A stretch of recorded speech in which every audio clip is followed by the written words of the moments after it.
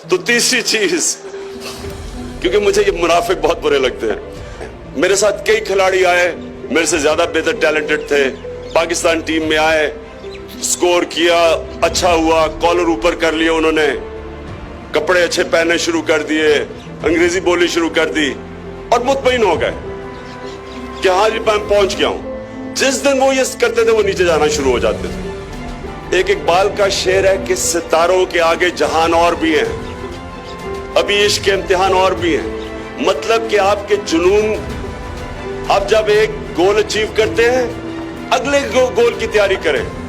میں پہلے جب 18 سال کی پاکستان ٹیم میں کرکٹ کی اس لیے مثال دے رہا ہوں، آسان ہے آپ کے لیے انڈرسٹینڈ کرنا، کہ میں جب 18 سال کی عمر میں پہلا ٹیسٹ کھیلا، تو میں پہلا ٹیسٹ کھیلا، اب سوچیں کہ میں 18 سال کا سب سے چھوٹا تھا ٹیم میں، تو میری جو خواب تھی وہ یہ تھی کہ میں 100 رنز کروں گا، سینچری بھی کروں گا اور 10 وکٹیں لوں گا۔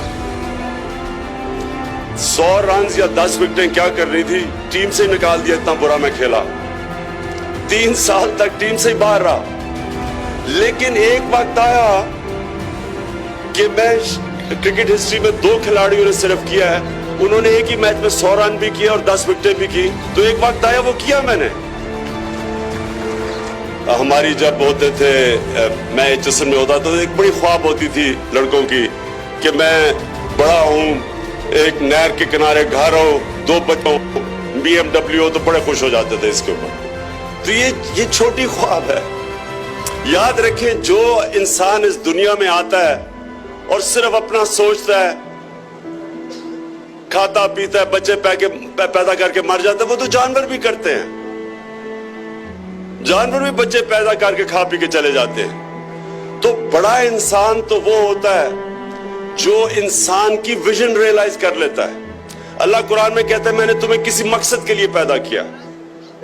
اب میں کرکٹ جب چھوڑی تو مجھے کوئی زندگی میں کوئی کام کرنے کی ضرورت نہیں تھی، صرف اور صرف میں ٹی وی پہ بیٹھ کے کرکٹ کے اوپر تبصرہ کرتا اور مجھے آرام سے باقی لوگوں سے بڑی عیاشی کی زندگی گزار سکتا تھا، کچھ نہیں کرنے کی ضرورت تھی۔ یہ بھی پچھلے جب سے میں نے کرکٹ چھوڑی ہے کئی دفعہ میرے پیسے ختم ہونے لگے تھے، تو جب پیسے ختم ہوتے تھے کرکٹ کے لیے کوئی باتیں کرتا تھا، 3-4 سال کے لیے ایک 2 مہینے میں پیسے کما لیتا تھا۔ تو کہنے کا مقصد یہ ہے کہ مجھے کسی چیز کی ضرورت نہیں تھی، لیکن اگر میں وہاں رک جاتا اور میں اس کے بعد اپنے آپ کو چیلنج نہ کرتا تو میری زندگی ختم تھی، پر وہ ادھر ہی رک گئی تھی۔ تو اگر یہ جو چیلنج کرتے ہیں، ہر کرکٹ آپ کو تیاری کرتا ہے اگلے چیلنج کے لیے، پھر اگلا چیلنج اگلے چیلنج کے لیے۔ تو یہ جو مجھے بڑی 21 سال میں نے لوگوں سے سنا کہ عمران صاحب آپ کو پالیٹکس کی کیا ضرورت تھی، میں نے کہا مجھے تو کوئی ضرورت نہیں ہے، لیکن یہ میری بلیف ہے کہ یہ جو ہمارا ملک ہے یہ ایک دن ایک دنیا کا عظیم ملک بنے گا، اور یہ اگر میری طرح کے لوگ جن کو کوئی ضرورت نہیں ہے پالیٹکس کی، اگر میں اس کے لیے کوشش نہیں کروں گا تو اور کون کرے گا؟ کیا وہ لوگ کریں گے جن کو ضرورت ہے پالیٹکس کی، جو پالیٹکس میں پیسے بنانے آتے ہیں؟ تو اگر میں ان کی تنقید کر رہا ہوں تو میں کیا کر رہا ہوں؟ کیا یہ تو بڑا سب سے آسان چیز ہے، ہر روز گھر میں بیٹھ کے شام کو دوست بیٹھو، وہ بھی برا ہے، وہ آصف زرداری ایسا ہے، نواز شریف وہ تو خیر اب چلا گیا ہے، ویسے اس کو ابھی تک یہ نہیں پتا کہ اس کو کیوں نکالا ہے۔ تو یہ سب سے آسان چیز ہوتی ہے، گھر میں بیٹھ کے اچھا جی وہ بھی برا یہ بھی برا، تو یہ تو بڑا آسان ہے۔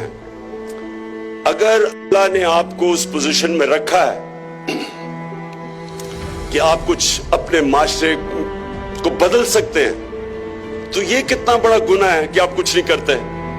آپ اس لیے کچھ نہیں کرتے کہ وہ گندے گندے لوگ ہیں، آپ کو ہر دوسرے دن گالیاں نکالتے ہیں۔ اچھا یہ میں نے آپ کو ایک اور میں چیز، یہ میں ڈائیورٹ صرف کر رہا ہوں تھوڑا سا، یہ جو کہتے ہیں نا کہ عمران خان بڑی گالیاں نکالتا ہے، میں سوچوں میں نے تو کبھی کسی کو اس طرح گالیاں نہیں نکالی۔ میں نے پھر ریئلائز کیا کہ گالی کس کو کہتے ہیں. اگر میں کرپٹ آدمی کو میں کہتا ہوں یہ چور ہے, یہ ڈاکو ہے, اس کو گالی کہتے ہیں. یہاں انہوں نے, یہ جو بڑے بڑے ہمارے ملک میں کرپٹ لوگ ہیں, انہوں نے ایک بڑی زبردست کام کیا ہے. انہوں نے کام کیا کہ وہ جو چھوٹے چور جیلوں میں ہوتے ہیں ان کو چور کہہ دو, ٹھیک ہے, لیکن جو اربوں چرا کے ملک سے باہر لے کے جائے ان کو گالی نہ نکالو. ان کو 40 گاڑیوں کا پروٹوکول دو. ان کو جناب جھک جھک کے ہاتھ ملاؤ ان سے. یہ دیکھیں, یہ بہت آپ سب کے لیے یہ بھی بڑا امپورٹنٹ آپ فیوچر ہے اس ملک کی. دیکھیں, جو ملک جب تباہ ہوتا ہے تو وہ معاشی طور پہ بعد میں تباہ ہوتا ہے, پہلے اخلاقی طور پہ تباہ ہوتا ہے. مورل کولیپس پہلے آتا ہے, پھر آتا ہے اکنامک کولیپس. جو مہذب معاشرہ ہوتا ہے اس کے اندر اچھے اور برے کی تمیز ہوتی ہے.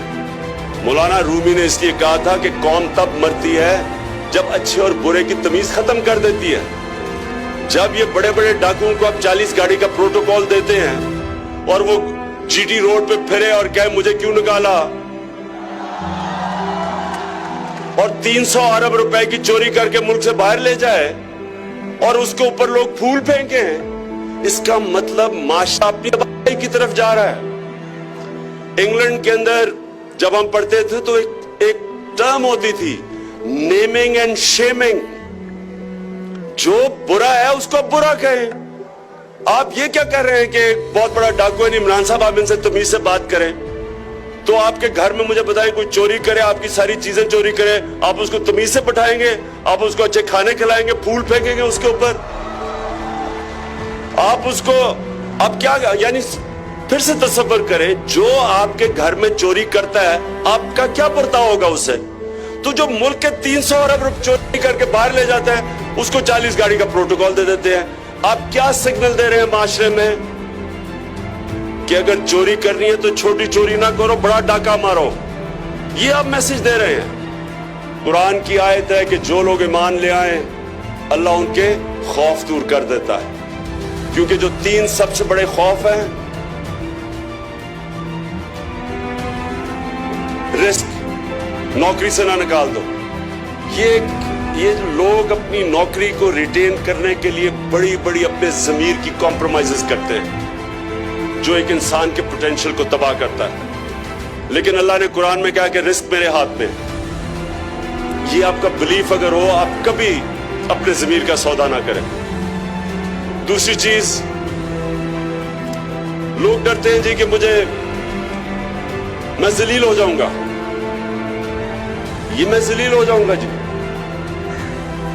لوگ ذلت سے ڈر کے, فیلئر سے ڈر کے کئی چیزیں نہیں کرتے. جو فیلئر سے ڈرتا ہے وہ کامیابی اسے پتہ ہی نہیں. آپ سکسیڈ کر ہی نہیں سکتے اگر آپ فیلئر سے ڈرتے ہیں, کیونکہ آپ ایکسپیریمنٹ ہی نہیں کریں گے. تو جو اللہ نے قرآن میں کہا کہ عزت ذلت میرے ہاتھ میں, تو اس سے بھی آپ کو آزاد کر دیا کہ انسان کے ہاتھ میں نہیں ہے کسی کو ذلیل کرنا. اللہ کرتا ہے آپ کے اعمال کی وجہ سے. اگر یہ عزت اور ذلت پیسے لے کے دے دی جاتی تو نواز شریف اور شکیل الرحمان جیسے لوگوں نے مجھے بڑی دیر کا ذلیل کر دینا تھا, کیونکہ یہ تو پورے پیسے کے اوپر اگر کوئی کسی کو ذلیل کرنا ہوتا تو اب تک ہم ہو چکے ہوتے. اور اگر پیسے دے کے عزت ملی ہوتی تو یہ سارے چور بڑے بڑے معتبر ہوتے. سب سے ویسے جو معتبر شکل سے سب سے معتبر جھوٹ بولتا ہے وہ ہے نون لیگ کا احسن اقبال. میں نے کبھی کسی کو ایسے جھوٹ نہیں بولتے دیکھا. اچھا, یہ میں ویسے سائیڈ ٹریک ہو گیا ہوں, یہ میں ویسے میرے دل میں آ گیا تھا. تو تیسری چیز, کیونکہ مجھے یہ منافق بہت برے لگتے ہیں, تو تیسری چیز اور سب سے بڑا خوف موت کا. تو جب اللہ نے کہا کہ میرے ہاتھ میں ہے, جب اس نے کہا کہ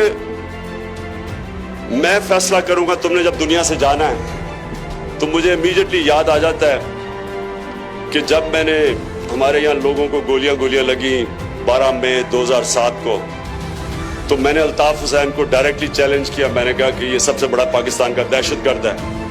تو ساری دنیا ڈر گئی. मेरे घर में सारे लोग कि इमरान साहब बुलेट प्रूफ जैकेट्स कोई भेज रहा है कि आपकी अब जिंदगी खतरे में है, ये है वो है। तो लोगों को डर था। मेरे लिए मैं हैरान हो गया कि कितने लोगों को खौफ था कि अब मैं जिंदा नहीं रहूंगा। और उन दिनों में वैसे अल्ताफ हुसैन बहुत ही खौफनाक था, बचता कोई नहीं था तब, लेकिन अब अल्ताफ हुसैन धमकियां देता है लेकिन कर कुछ नहीं सकता, उन दिनों में कर लेता था। तो बहरहाल ये जो आपकी जो खौफ है ना, इसको मुसलसल आपने इसको ओवरकम करना है, नहीं तो आप अब बड़े काम नहीं करेंगे। रास्ते में हमेशा कहीं ना कहीं आप घबरा जाएंगे फेलियर से कि मेरी नौकरी ना चली जाए वगैरह वगैरह। और आखिरी चीज जो बड़ी इंपॉर्टेंट है वो ये कि इंसान को हमेशा इंसानों में इंसाफ करना चाहिए। नबी सल्लल्लाहु अलैहि वसल्लम की जो 2 ट्रेट्स थी, क्वालिटीज नबूवत से पहले, सादिक और अमीन, सच्चे थे और लोगों में इंसाफ करते थे। ये 2 क्वालिटीज हैं जो जिसके ऊपर अपने कैरेक्टर को बेस करें। ये आपको 2 क्वालिटीज दुनिया में इज्जत देंगी, आपकी लोग रिस्पेक्ट करेंगे। लीडरशिप की ये सबसे इंपॉर्टेंट क्वालिटी है, सादिक और अमीन, सच्चा और लोगों में इंसाफ करने वाला। हमेशा ये 2 क्वालिटीज आपको दुनिया में इज्जत देंगी। और ये याद रखना कि जो कोई मुसलमान फौज मलेशिया और इंडोनेशिया नहीं गई थी, मुसलमानों ने कॉन्कर नहीं किया था। ये तारीख का हिस्सा है कि जो मुसलमान ताजर गए वहां, उनके कैरेक्टर से लोग इंप्रेस हो गए क्योंकि वो सादिक और अमीन थे। उनके जब कैरेक्टर को देख के लोग उनको देख के इस्लाम की तरफ आए। अब मुझे बताएं कि कोई इस्लाम की तरफ आ सकता मौलाना फजलुर रहमान को देख के?